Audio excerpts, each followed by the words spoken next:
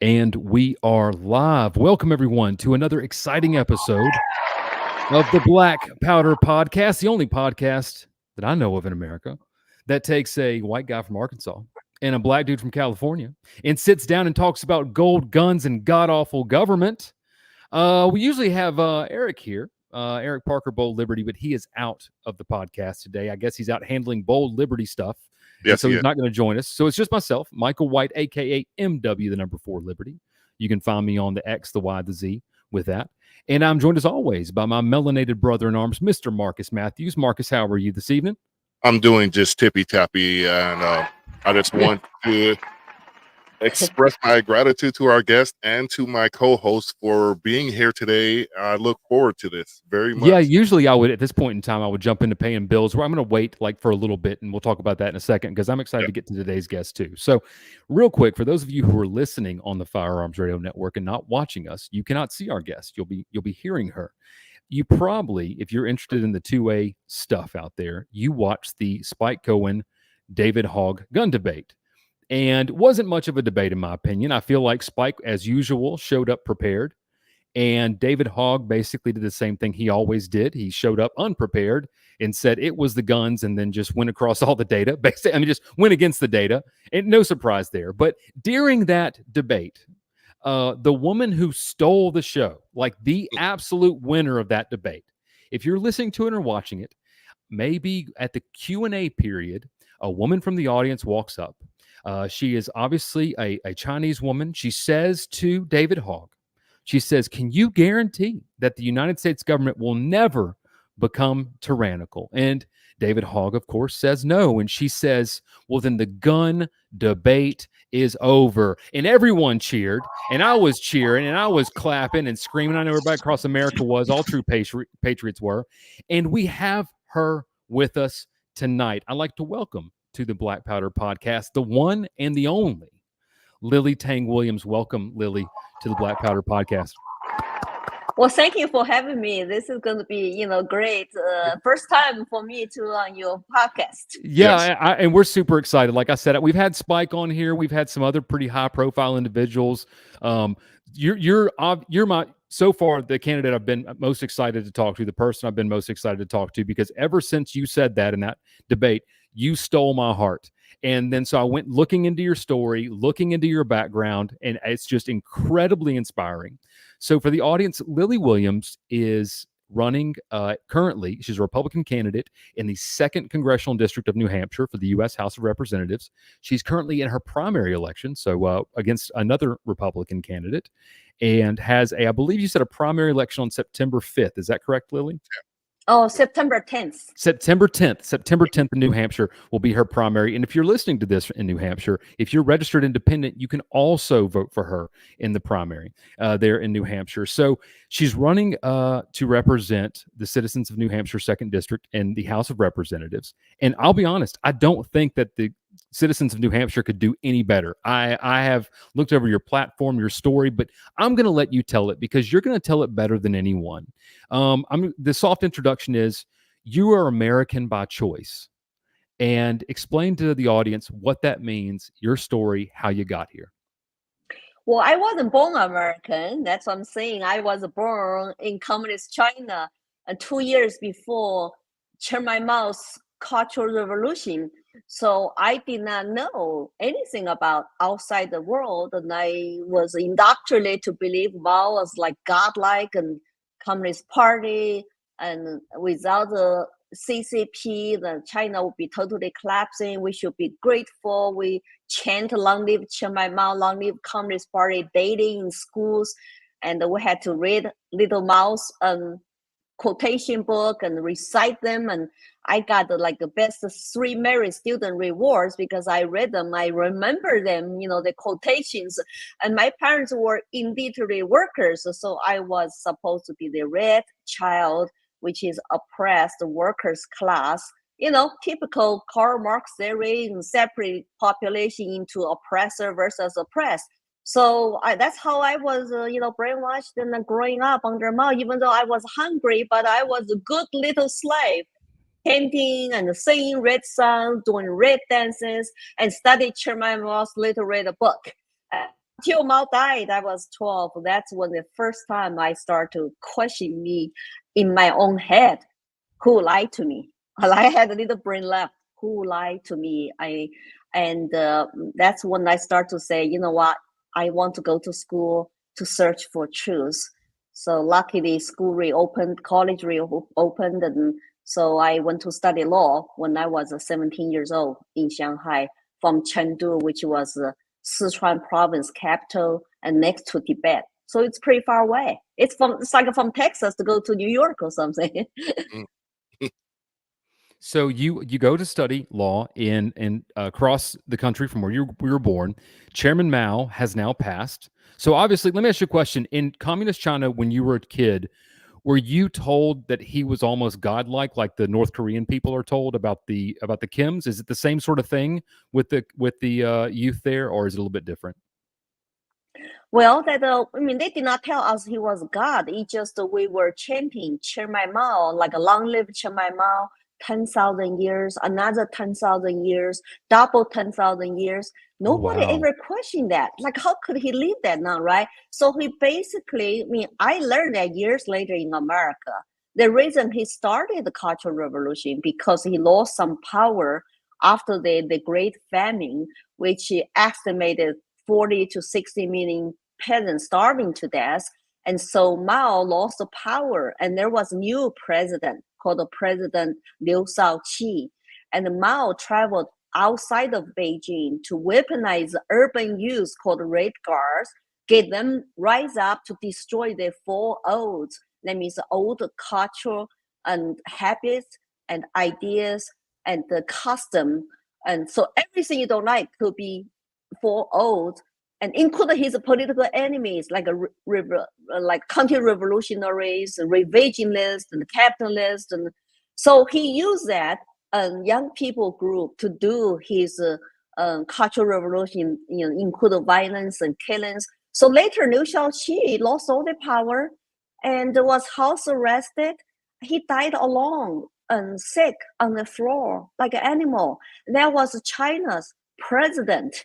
Think about that. Even though it was under one-party dictatorship and they all were appointed, not elected, but still, that's how ugly the political campaign struggle got.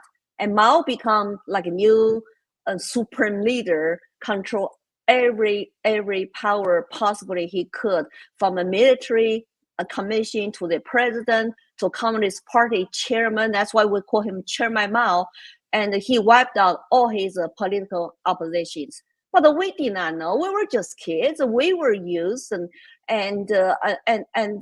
lots of Chinese were used, and we believed they sold us. And China was very self-isolated. They control the media, the TV, the radios, and schools, and the propaganda machines, and all companies, basically everything.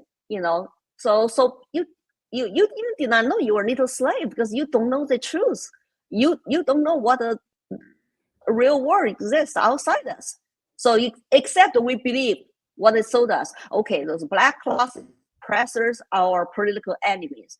And the Red Guards will make them go through struggle sessions, make them publicly apologize, public shame, and turn family against each other, turn their kids through their parents and teachers under the bus. So that's what happened to all of us. I witnessed that.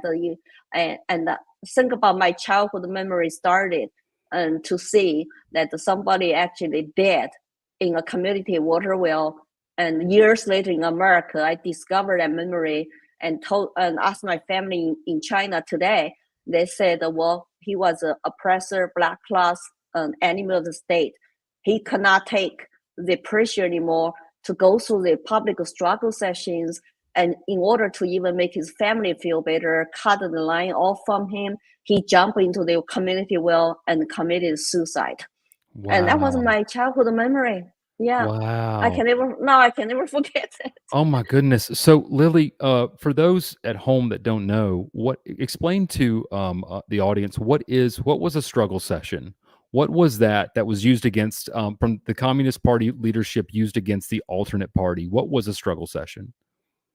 Yeah, that's why I've been warning people that today's CRT, DI trainings and white supremacy, like struggle sessions remind me of Cultural Revolution. So struggle session Mao divided people into 10 classes in China. So 5 black categories that includes landlord, rich farmers, right winners, counter revolutionaries, and the bad influencers. Those were the bad 5 black categories. If you belong to one of them, you need to go to struggle sessions where you go to public square, lined up, and lower your head, apologize for being one of the black categories.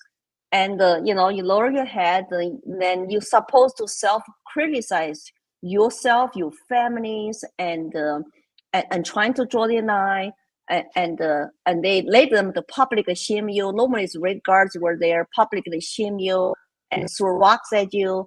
And if you don't apologize correctly, then you get to go to the labor camps. And so think about that pressure, that and if you are children of those black categories families, you were not allowed to join Mao's elementary school organization called Young Pioneer, and in middle school, high school called the Red Guards. And so only the red child from red categories can join those groups. So luckily, I was red. My parents were dirt poor workers class. But I witnessed that and see some of my friends, they could never wear red scarf. Oh, because they were black class. So that's identity politics was very clear. All Chinese look the same, speak the same language, and the same skin color, but it's classic Marxist class struggle theory. And so struggle session is huge, like what you see in the movies, some movies like To Live and the show called The Sandown Girl.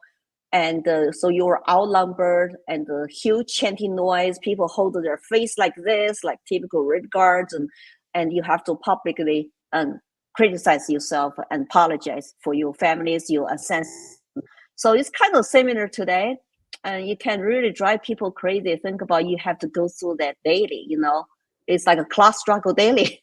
Yeah, I mean, I can't help but think, I'm listening to this, and it seems like there are a lot of people on the left in America that are trying to emulate these exact same things, that would like to see that exact same thing happen here.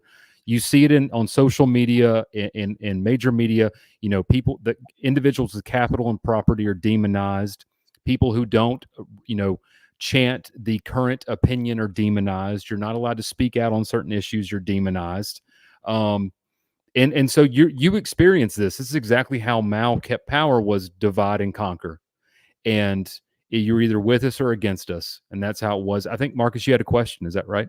Well, I find some striking parallels because when I listen to the stories my father and my mother told me growing up in Jim Crow, Alabama, where you were subjected to a class struggle as well. And so that has existed here in America. And it took a lot of people to stand up and fight against that to bring us to a more perfect union. And I think Lily is right. We are in a perilous situation right now, whereas we can descend back into that chaos of a class struggle if we're not mindful of the people who we are electing and the holding those people accountable. We can't not be vigilant in this time because, even though I'm not a big fan of him, he said that, what was it? Liberty is only one generation away from being lost, and that reigns true. President Reagan, yeah. So Lily, you mentioned in the pregame we were talking that you came. Somebody, a friend of yours or someone, gave you the Declaration of Independence or showed you the Declaration of Independence. When you discovered the Declaration of Independence, were you still in China, or were you now in America? And if you also, too, tell us kind of how you got to America. Well, I went to study law when I was a third year junior in law school. I went to a dancing party. I met some foreign professors and students there. And then one student from America said, "Oh, come to visit me. I have something to show you." And in his dormitory. And to see a foreigner and a foreign professor, you have to register. And there's always a guard in their building. They're specially protected people, I guess, because they don't want them to become bad influencers. So I went to talk to the student. He just showed me a pocket constitution. Said, "Do you know what this is?" I said, "I have no idea. My English is no good." And he said, "Well, this is America's founding documents." And I said, "I never heard of it." And then he said, "Just think about this paragraph. See if you can understand." My English was not good. Then he read to me that all men are created equal. That one sentence, I just couldn't even comprehend. I said, "What do you mean?" Then he just said that you as an individual created by your creator, by God, and you have this natural right as individual, inalienable natural right, and coming from your creator, not from any government. They're not given to you by any government. And so you have an individual right as a Chinese, as a little, young lady, and with yellow skin, and it doesn't matter. I just never heard of that concept, individual right and liberty, because it's all collective rights in China at that time. Never talk about individual rights. They never existed. So I just saw, my kind of light bulb came on in my head, and I could not turn it off. And I went back a second time. I refused to register because I said I have an individual right. I don't want them to know what we're talking about. So I was just looking and learn. Oh, that's when I learned about Constitution. The first two, amendment rights. The free speech, religion, assemble, and free press. And then the Second Amendment right just shocked me. You can carry guns, like wow. It's like I never touched guns in China, and I just couldn't believe it. I mean, so he put something in my head and say, "This is an awesome country. America become my promised land. If I have to escape someday," that's what I told myself. And then they come after I graduated. So, I'm sorry, I was tearing up a little bit listening to you because, I find the founding principles of this country beautiful, and I know that Marcus does too. And we talk a lot on this podcast about the historical sort of atrocities that America has had. It's not been perfect all the time, but we've always been working toward this more perfect union, right? As Marcus so well put it. And it's just kind of amazing to hear someone like you who grew up in communist China. You're a young woman and you hear this concept for the first time, and it was life-changing, right? I mean, someone says, "Hold on, you have rights. They come from you. The government doesn't give them to you." And you were like, "This is absolutely amazing." Lily, so real quick, tell us kind of how you got from China to America. What was that like? Well, I met this American professor who was a visiting scholar, and we exchanged contact information. And when I become a law school faculty member, because remember the reason I studied law, because I want to contribute to change China to rule of law society, not rule of men, a few men. You talk about today, the 7 most powerful men in China, overruling over 1.4 billion Chinese. They're not elected, and they call the standing committee Politburo 7 men.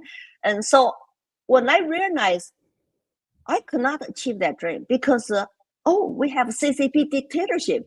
Because when I become faculty member in the same law school, and I feel the pressure, they want me to be a politically correct, I have to join the party and say kumbaya. And remember, I told you my light bulb came on. I can no longer just say, long live CCP anymore. And but I'm supposed to go to political study meeting every week and to give feedback or to support the party policies, to be on the same page.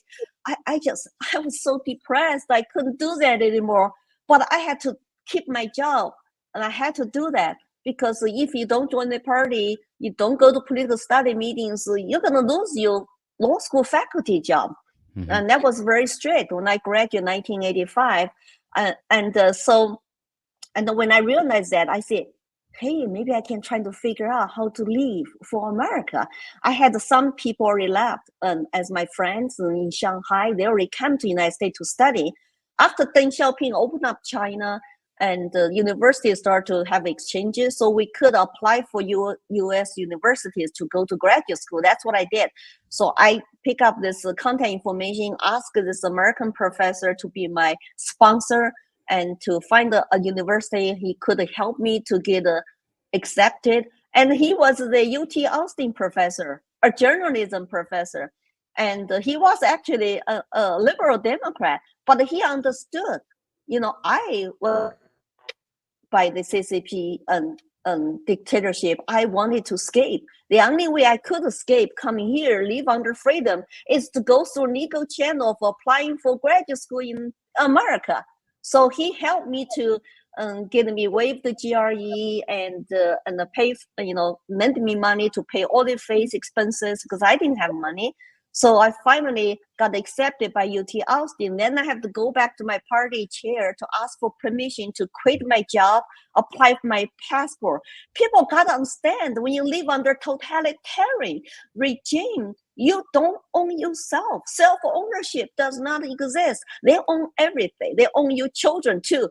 So when I had to go get a permission to quit my job and butter him up, of course I got to start to actively participate anymore, to support the party, to have good attitude, to smile. Mm-hmm. And it was hard. And so you have to be that straight red. So finally he said, well, you can leave if you sign agreement, you promise coming back, serve the country. Agree. And otherwise we're going to send you your personnel file, your household registration back to Chengdu. That means I cannot go back to Shanghai, which is an international city and #1 international commerce city, and kick me out of the party. I didn't care about that. So I had to sign the paperwork in order to go apply for my passport.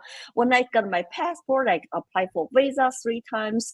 And finally, it's like people were so happy for me when I got my visa. They touched my hair to get good luck from me because they were waiting for their visa too. So people don't understand. They hate America. They complain about America. Look how many people are trying desperate to come to this country. It is still that shining city on the hill people look up to. But too bad that, we are losing that in this country. Yeah, well, go ahead, Marcus. I'm sorry. I have one question and one statement. First question. Well, the question is, do you need to pick up your earpiece? Are you good? Yeah, I dropped it. Hold on. I dropped it. You don't hear me very well? No, I just want to make sure you can hear us. Yeah, thank you. I don't know why it dropped. Now it's back. Now it's here. I can hear you better now. Okay, thank you. So that was my question. Next is my statement, and I'm pointing my finger at both of you because both of you sound like anti-government extremists. Yes, we have been labeled such. I think what we are, Lily, is we're anti-communists, extremists, right? And again, I'm a student of history, so I've read these things. I have not experienced them. You have experienced them. Lily, I can't help but consider all the parallels to today, to your story. The young people being used against everyone else. Collectivism versus the individual, identity politics versus representative government. Again, the state owning everything, the individual owning nothing. I mean, more and more, we have all these things happening in America, right? And I mean, there's some, we had Spike on here maybe a month ago or so, Marcus, I can't remember. Yeah. And we were talking about the family court system in America and how in a lot of states, the family court system has basically become where the state owns your kid. And, if you don't do certain things, and again, good intention started, now being abused. And now you're even seeing it extended to where, if you don't play identity politics with gender, your kids can be taken from you. You've seen all these things. So correct me if I'm wrong. You believe that the same thing is happening here in America now. Is that correct? I testified to support parental rights bills in Concord here, our state capital, many times, and it failed. because they some people on the left, they really believe that the teachers are more capable as professional to educate your kids. And I said, no, you don't, because the fundamental responsibility and the decision maker to bring up children are parents. And but the people on the left side, they might not realize for years they go to teachers college, they've been actually fitting to this that the government is a solution and government is the savior, and the government can even become better parents than you and the real parents. And the parental rights are not absolute. Your freedom is not absolute. Did we hear that during the COVID lockdown? Like a school, your freedom. It's like your individual rights, freedom are not absolute. This is very scary because, I survived probably the largest totalitarian country in the world. And I come here to see America is changing, go down that path where instead of people are united, have open debate, conversations, respect each other to figure out solutions for a problem, we're all supposed to just rely on government, even unelected bureaucrats, to decide for us what is best for you, for your children, and for your business, and for your state economy. That's bizarre, don't you think? This is not what the founding fathers intended to have. No, but but don't you know the founding fathers were just racist? We don't need to listen to them, right, Marcus? Isn't that what everybody tells us now, right? Isn't that the narrative? More collective politics, right? I mean, isn't that what the narrative is now? And maybe they were. Like we talked about that. Maybe they were. Yeah, maybe they were. I mean, we've often said nobody can be perfect. Exactly. But no, they were not perfect by any means. But the concepts, and that's what I rely on as a Black man in America. I rely on the concepts, and when you rely on the concepts, that's when you can hold people accountable for not living up to them, because liberty is absolute. I've been calling it absolute liberty for 15 plus years now. There is no compromise on liberty. And the thing about government is the only entity that has ever in the history of mankind taken away the rights you are born with. It's not your neighbor, and it's not this left or right paradigm. It is government, because government is the problem, and it will always be the problem until people who understand that concept of government being the problem are brought into positions of power. So, that's why. Yeah, and so I've said it before.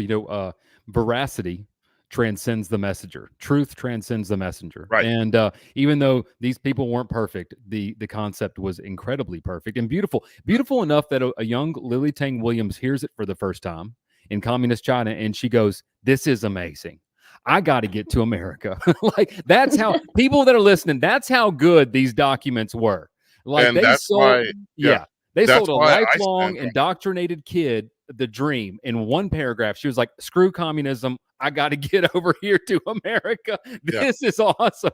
And Lily, it really is such an amazing story. I mean, and again, you give such a perspective that a lot of people don't have. I have said, I often will talk to groups of voters, to college classes, to young people, and we'll talk about free markets. We'll talk about individual rights. We'll talk about limited government. And I notice more and more and more that the youth, because they're frustrated of the situation in America with the poor economy, the inflation, the fact that the American dream is leaving them, they want a solution, right? They feel upset. They don't realize the people who caused all that are now selling a solution that's not really a solution. And so they're apt to want to follow that. And I always say, go talk to someone who's lived under communism, and they will tell you the evils of it, right? And you said it best in that David Hogg debate. Can you ever promise that the United States government will not become tyrannical? And he could not promise it. And you said, "I'm sorry, then the gun debate is over." Yeah.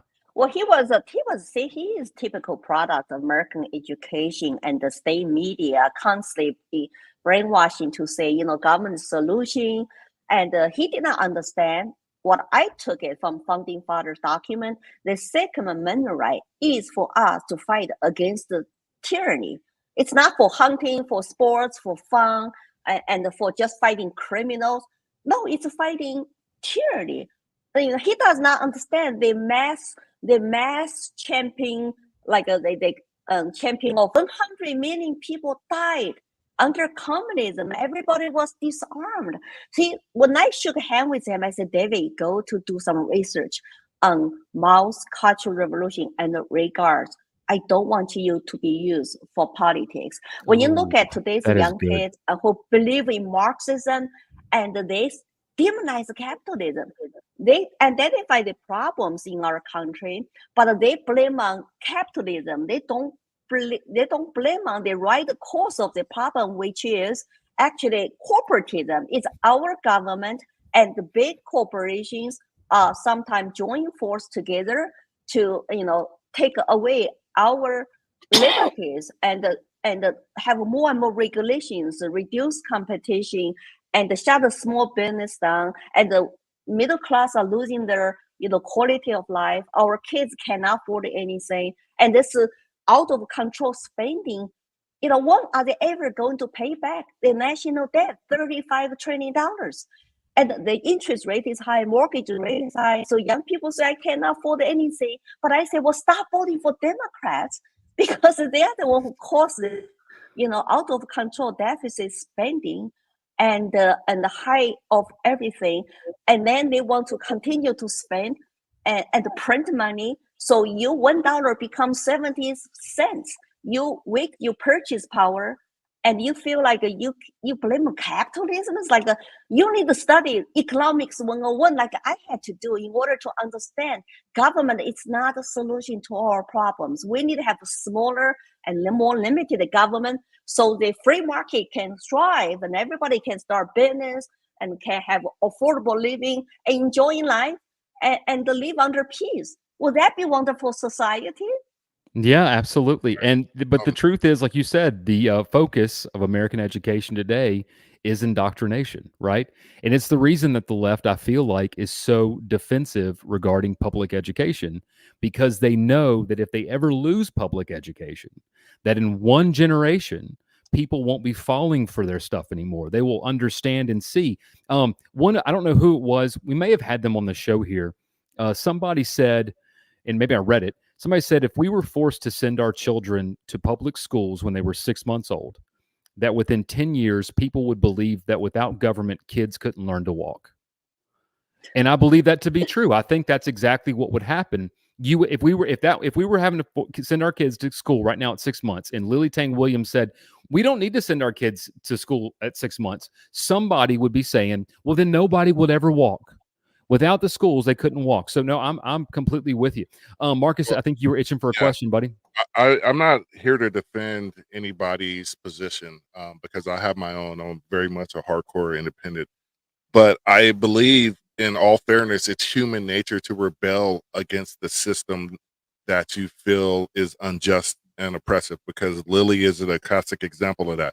So these kids, what they're doing now is they're rebelling against a system that they feel is unjust. And that is human nature.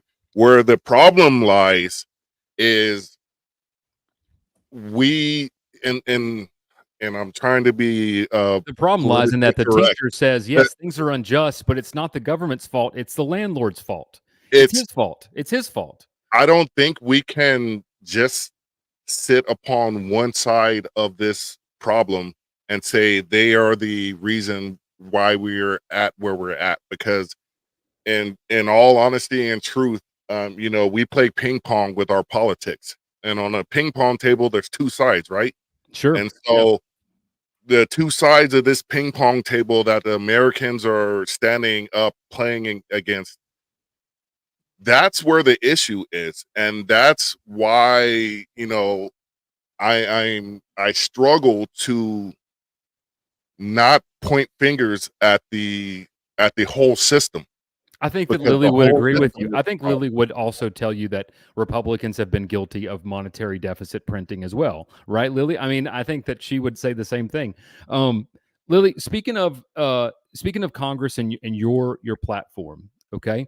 I'm reading through it, and it is a very sort of constitutionalist platform. You very much believe in these, free speech, limited, government interference. What is it that you see as a candidate for the U.S. Congress? Why is it the U.S. Congress doesn't want to do what the American people want them to do? Right? Like, it seems like no matter what, like we just had the FISA bill, for instance, and literally congressmen get on TV and they're like, your Fourth Amendment rights don't matter. Why do you think that is? Or do you not have an answer? And that's okay if you don't have one. Well, I don't know, because I have never been there, and Good answer. I don't know. That's your because strength. that's I'm an independent thinker too, and I think we all should put the principles above just the partisan line. Good. Democrats always vote on party line. Remember that. Most time, yes, and most time they vote with Biden, they vote with Pelosi, and the Republicans have more kind of split. And for me, have a privacy and limit the government power interference in our lives is very important. If we can give a government the power to spy on us without even a warrant, how is that constitutional? I don't care what intelligence like briefings they get, or how scared that is out there if we don't have this power. But the government job is not supposed to be simple, easy for them to do, because they're supposed to swear to protect our constitutional rights. They swear to, defend our constitutional rights. But now they're using, in order to keep you safe and this is why I love have Lily. to spy on you. This is why I love Lily. Lily gets it. She understands that principles guide us when things are uncertain. That's what principles are for. And the truth is, the future is always uncertain. There's always something scary. There's always something coming. And you can always go, you know what? Those constitutional rights, we'll get back to them as soon as all the bad people in the world are gone. Once we get rid of all the bad people, then we'll get back to those constitutional rights. Lily, I got so Lily, you are in New Hampshire, and New Hampshire has a very a very strong sort of independent mindset, right? And in your election, you have a lot of independent voters that are in your district, right? Yes. And so, so I'm gonna pray and think that you're gonna win this primary. Okay. So when we get to the general election, what does your general election competition look like? Who is likely to be your opponent? And what, if you have an honest appraisal of your race, what do you think will be your challenges and what will be your strengths? Well, our official fighting period for the primary actually starts June 5th to June 14th. So after June 14th deadline, I can tell you, who are my primary challengers and who are my Democrat side challengers. So you don't know. There's some people might come in the last minute with tons of money, with tons of connections. And I have been running for 9 months. I did not care if the incumbent is retiring or not. I allowed to run last May 31st. So Right. I've been running for 9 months. Some people are jumping into this race because the incumbent Representative Annie Custer is retiring. She's not running, so it becomes an open seat. Some people think this is an opportunity for them to win, but I'm true to myself. I said I did not care if she's retired or not. I'm going to run. I'm going to tell my stories. I'm going to wake up the public. I'm going to sound the alarm on what I say in today's America from a pure outsider, a Chinese immigrant perspective, how dangerous it is and how important it is for us to be united and to also search for truth and to be more independent thinkers, and don't just buy into politicians' narratives. Don't just buy into major stream media's talking points or social media and their algorithm to brainwash our children. And also, I'm trying to always promote rule of law. American ideals for me is freedom, free market, free enterprise, and rule of law, and individual merits. They are all slipping away today. So how I'm going to fight for my American dream and for my children's American dream? I got to come out to defend those ideals that brought me to this country. So I'm not going to give up. Doesn't matter win or lose. and I'm going to be continue to and speak up. And even though Chinese Communist Party hates me, and like you said, some people accuse me to be anti-democracy extremist. Pretty soon I'll be white supremacy, or yeah, Lily Tang is going to be the next one. Yeah, yeah. It's okay. Marcus is also one. Yeah, I'm a black neck extremist. So that tells you that it's ridiculous. It It's is insane. When they lose argument, they have no substance to debate us, but they just want to name you and label you. That's a typical communist tactic anyway. Label you without debate and play identity politics to divide and conquer. I'm hoping if I can get just the 70% of the silent majority wake up.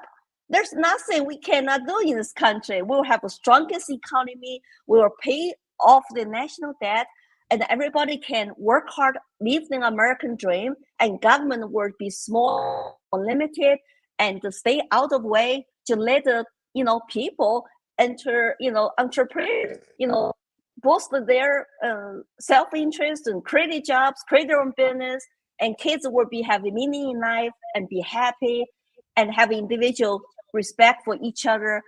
We can be a big, happy American family here. Doesn't matter where you come from. Yeah, I mean, you remember because you were here like in the 80s, and you've been here since then.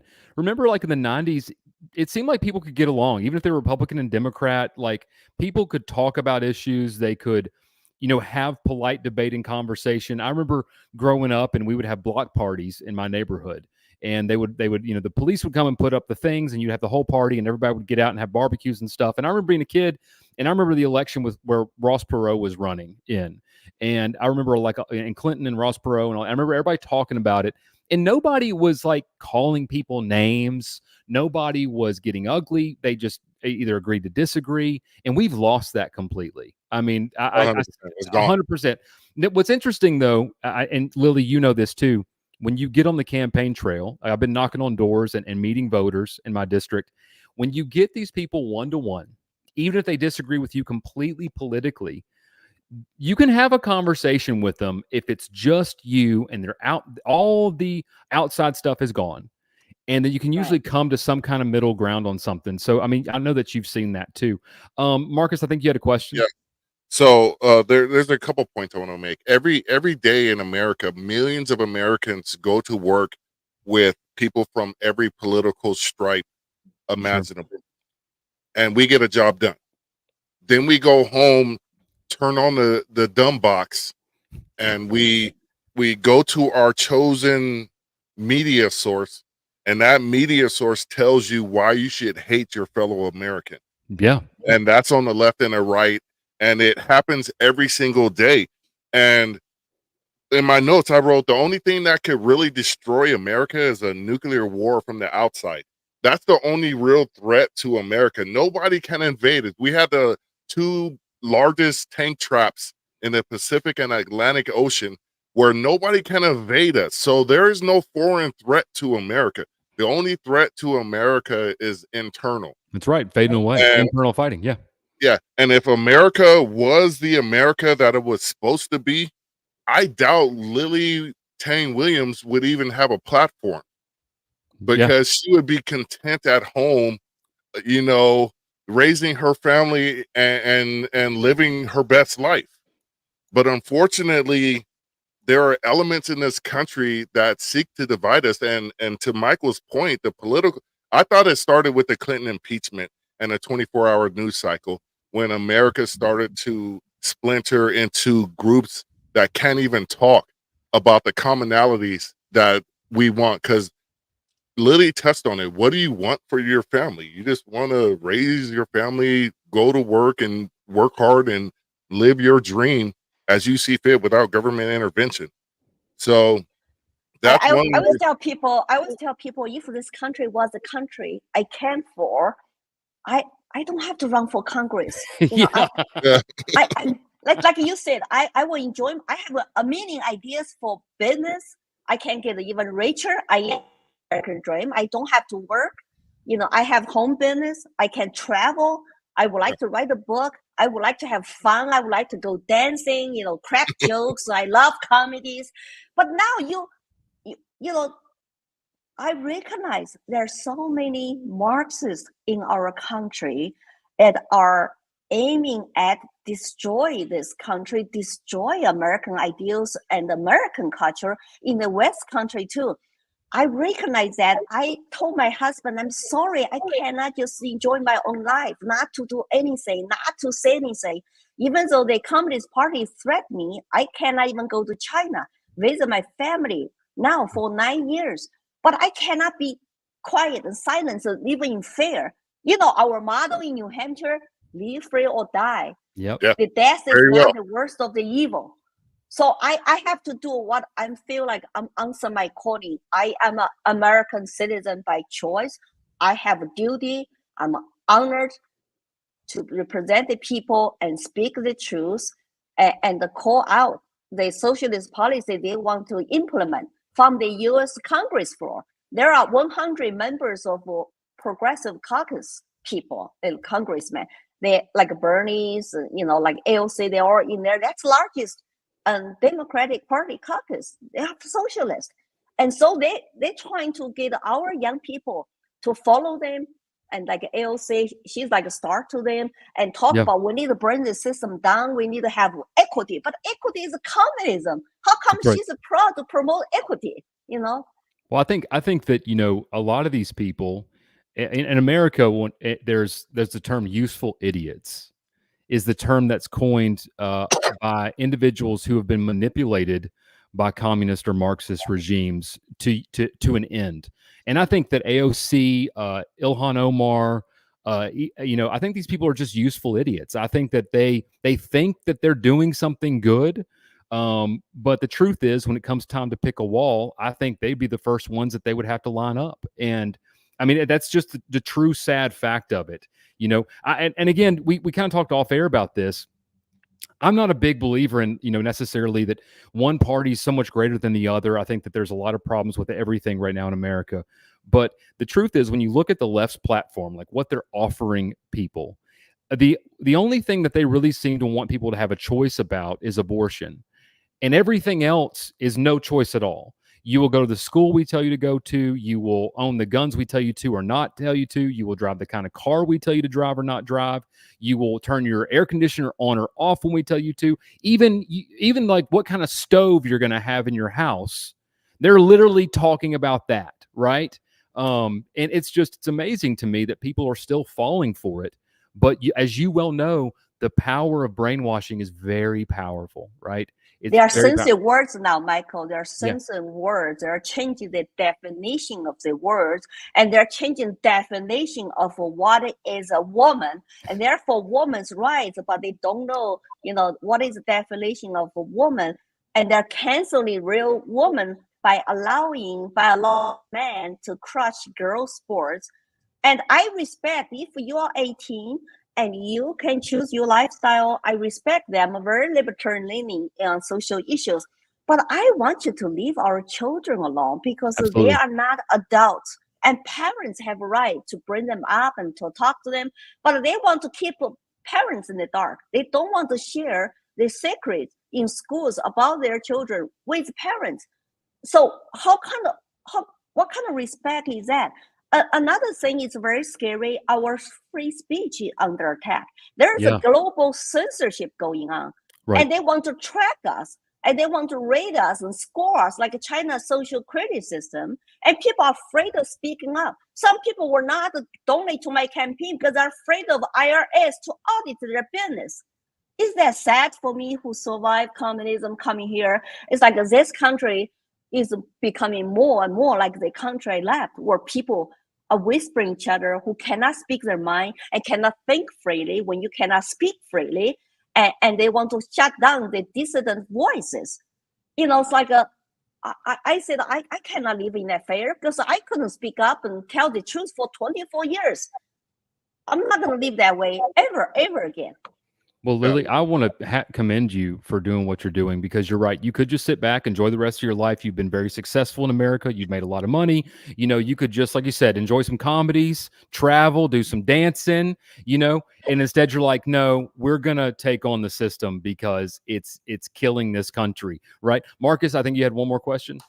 Well, first of all, I want to say I have "Live Free or Die" tattooed on me. So, Yeah, he does. Yeah. I'm taking good that for from you. I'm taking that from New Hampshire. It is now a Southern California thing. To Awesome. what I said earlier, I think I'm not patting my own back, but I'm going to. When I say if America was the America that it's supposed to be, we would not have shit to talk about. Excuse me, Lily. I've been holding back all night. Yeah, You don't need to do this podcast. You don't need to do this podcast. He's trying to be very good. Yeah. If America was the America it's supposed to be, then we wouldn't have anything to talk about whatsoever. No, this would be like a podcast about something else. Yeah. We'd actually talk about firearms or something. And we'd actually talk. We never talk about firearms on this podcast. Here on the this originally was a firearms podcast. Hey, so I have to make this shout out. Would you pull that donation link up again so we have the visual? Yeah. For everyone listening, if you can't see this, please consider making a donation to Lily's campaign. I cannot tell you how important money is in politics. I know we don't like that. I know that that's something we think is a bad thing, but the truth is that the media doesn't pay attention to you if you haven't raised money. Your legitimacy is based off the amount of money you have, and not to mention the fact that running campaigns are incredibly expensive. And especially as Lily gets toward the actual primary, it'll become much more expensive. She will have to put out ads. She'll have to answer other ads. So again, it's Lily Tang Williams, Lily Tang, like the drink, like the delicious orange drink the astronauts used to drink. LilyTangWilliams.com/Congress/donate, or just go to LilyTangWilliams.com and you can find the link there and consider giving something to her campaign. $50, $100, $250, $500.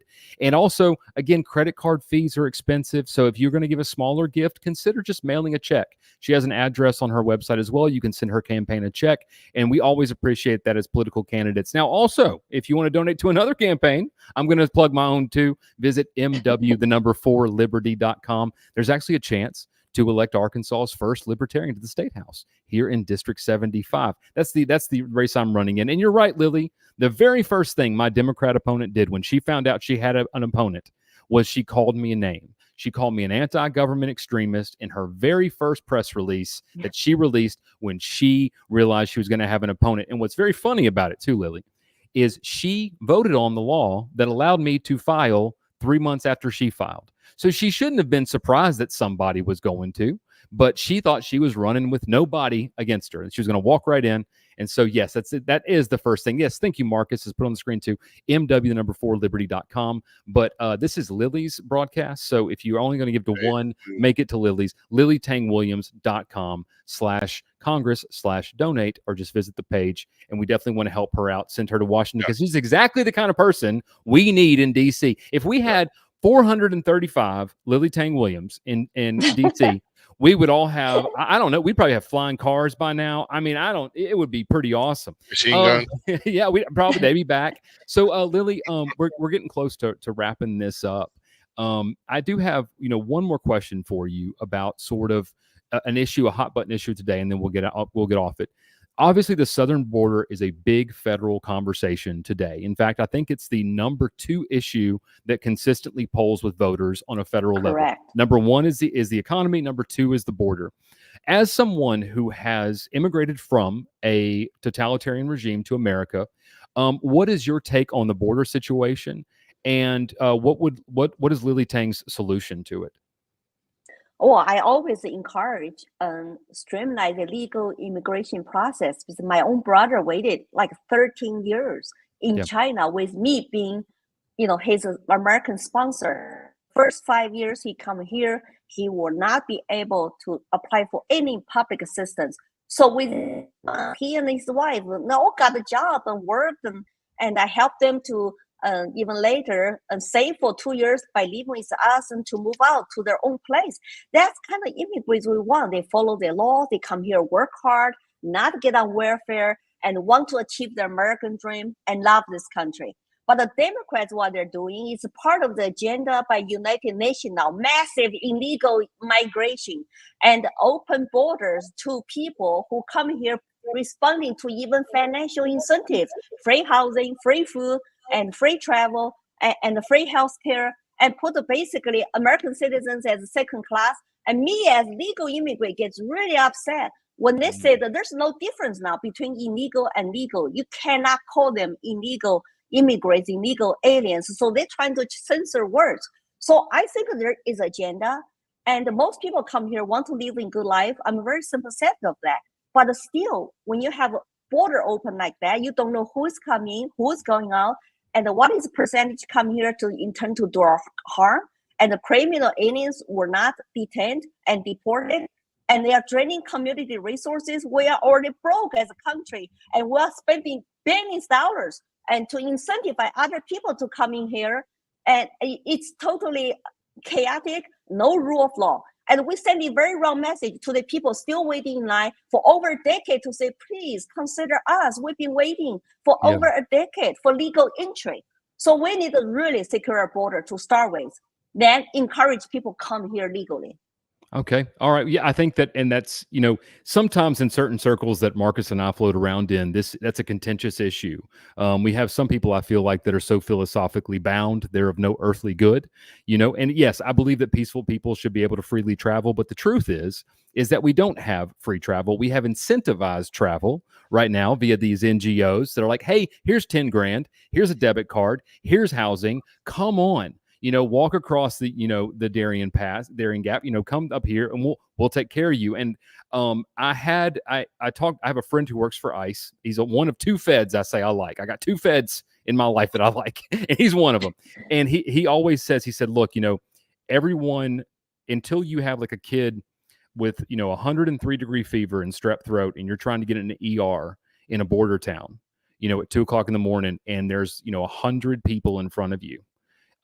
Yes. You don't realize what's going on, because the truth is there are, whether you like it or not, you have been stolen from to fund these services, but you've still been stolen from, and there should still be yours. And so I'm with you on that one, Lily. I think this is on purpose. I don't think this is existing organically.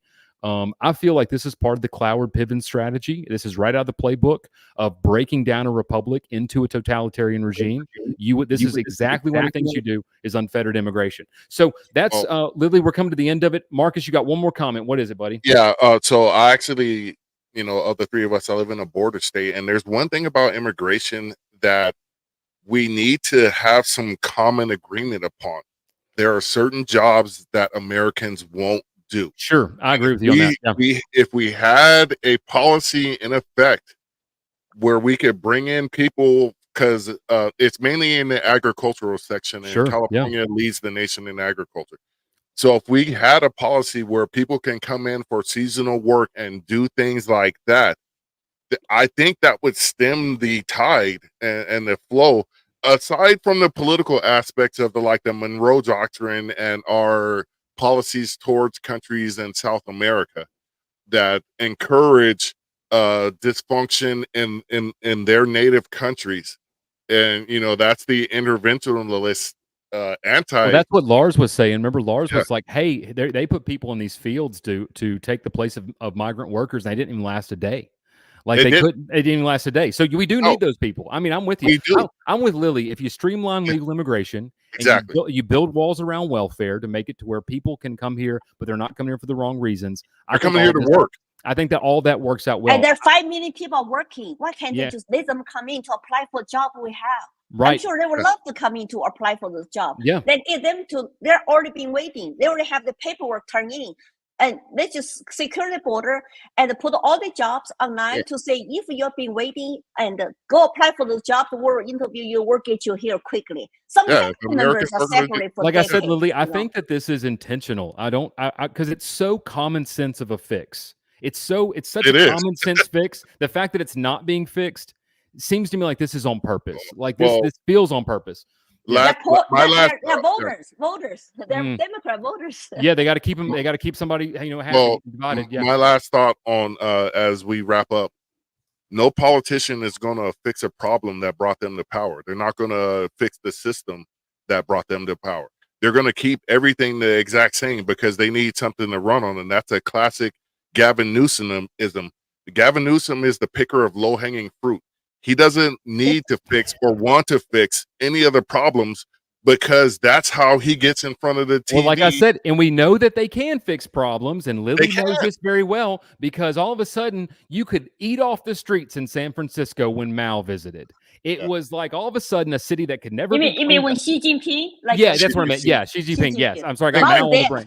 Yeah, I got Mao on the brain now. I mean, 10,000 years. I'm sorry, Lily. Commie is a commie. So I hate the Democrats teaching use people for politics. They use women, girls, and they use migrants now, and get them to go through that horrible, dangerous route and cause, basically human trafficking, drug cartels benefit them. And some people die. Some girls get raped on their way here. So why can't you just let the legal immigrants waiting? Just get them to waiting line. We process you very quick. You apply for jobs. We'll give you a job permit. Problem solved. But they don't want to do that because, like you said, they need to use this issue for politics, and they will keep doing that. It's by design. It's disgusting. It is, and it's on purpose and intentional. And they don't care how many people they hurt. They will hurt 10,000 more and 10,000 more and 10,000 more. So once again, for everyone listening, real quick, I got to pay some bills. You've been tuned into the Firearms Radio Network. We appreciate you tuning into the Firearms Radio Network. This is the Black Powder Podcast. We are proudly sponsored by 1776swag.com. Remember, it's not treason if you win. 1776swag.com. We're also sponsored by Michael White for Arkansas, MW4Liberty.com. Visit that. I'm sure I'm missing somebody else here, but the most important. What's that? Oh, Common Arms Trade Company out of Florida. Just Google Common Arms in your Google machine and you will find them. Great FFL. Thanks for sponsoring the show. But most importantly, please visit LilyTangWilliams.com. Sounds like it's spelled like it sounds. Very, very easy to find. Or just Google Lily Tang Williams and she comes up because she's slowly but surely becoming viral here. So, Lily, I want to thank you very much for giving us some of your limited time, because you are becoming a very hot topic in politics, and I think you deserve to be a hot topic in politics. We need people like you at every single level of government, and so thank you so much for stepping up and doing this. I know this is incredibly uncomfortable. You've sacrificed your privacy, your finances, in some ways your safety. You got crazy people out there I know sending you crazy messages because I get crazy messages. And so again, thank you very, very much for this. And the night that you win your election in November, and I have won my election, I hope that you were one of at least the first 10 people I talked to. I'm going to look out. I hope to call you and one of the first 10, like, hey, congratulations. And you can tell me congratulations. And when we can get to work trying to save this place, because we need more people like you. With that, Lily, is there anything else you want to wrap up with? Well, I just want to talk to your audience that, everybody has to get involved locally. Do whatever you can. You don't have to run for office if you don't feel like it's a good fit, but you can donate. You can become poll watchers. You can run for local nonpartisan races. You can get involved in your local communities and keep people close. We are not each other's enemies, regardless party affiliation or how people identify them. Just be respectful. And because without people being united together, it is hard to accomplish, and to save our country. And so that's why I'm always trying to say, I'm going to run positive campaign. I will debate. I will call out them, the bad policies. But the most important, we got to be respectful and defend our constitutional rights and defend American dream. And we got to do that for our kids' sake, Thank you, Lily. Well said. So we have a tradition here on the Black Powder Podcast, how we sign off. It is the state motto of New Hampshire. We say it actually every end of the podcast. Every podcast we say it. So Marcus, take us out, buddy. Yeah, Lily, real quick. Yeah. Why I need? Wow. Oh, yeah, Mike, that's beyond you. Hey, what did he say? What did he say in Chinese? He said, well, I need. That means I love you. Oh, that's so awesome, man. Yeah. My Chinese nickname is Lao Hu. Oh, 你是老胡. Yeah, Okay, what does Well, I that mean? look forward to meeting you in person, 老胡. yeah, tiger. Okay, all right, fair enough. Okay. Okay, But yeah. exactly, Lily, what I need, and as my good man Michael saying, the new state motto of California, which I have tattooed, we're stealing it from New Hampshire: live free Or die. And now the world's longest Yeah, click. welcome to New Hampshire someday. That's right. Come to join us. Yeah, Yes. absolutely. Here's the world's longest click